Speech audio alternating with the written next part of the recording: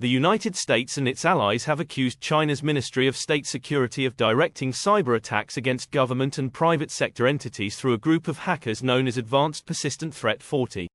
In an Australia-led report published Tuesday morning, cybersecurity and intelligence agencies for the US, United Kingdom, Canada, New Zealand, Japan, South Korea and Germany said that APT40 had, repeatedly, targeted governments across the Indo-Pacific. The group was able to steal hundreds of unique usernames and passwords in one incident in April 2022, as well as intercepting multi-factor authentication codes. APT40 conduct malicious cyber operations for the PRC Ministry of State Security, MSS. APT40 more regularly exploited vulnerabilities in public-facing infrastructure rather than using techniques which required user interaction, such as phishing campaigns. The threat actors are known to rapidly exploit new vulnerabilities as they are publicly disclosed, with the advisory pointing out flaws in Log4j, Atlassian Confluence, and Microsoft Exchange as examples.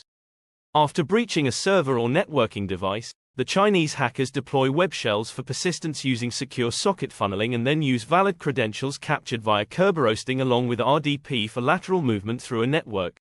There is a series of recommendations to mitigate and defend against APT40 and similar state-sponsored cyber threats, including known file paths used by the threat actors to deploy tools and malware. These recommendations highlight the use of timely patch application, comprehensive logging, and network segmentation. Additionally, it is recommended to disable unused ports and services, use web application firewalls, WAFs, enforce the principle of least privilege, use multi-factor authentication, MFA, for remote access services, and replace end-of-life (EOL) equipment. It is rare for Australia in particular to explicitly accuse the Chinese government of involvement in cyber attacks, particularly following the improvement of relations between Canberra and Beijing since the election of the centre-left Labour administration in May 2022. In June, China's Premier Li Qiang became the first official of his seniority to visit Australia in more than 7 years, a major milestone in the normalisation of diplomatic ties between the two countries. Australia's Home Affairs and Cybersecurity Minister Claire O'Neill said in a statement that cyber intrusions by foreign governments were one of the most significant threats we face.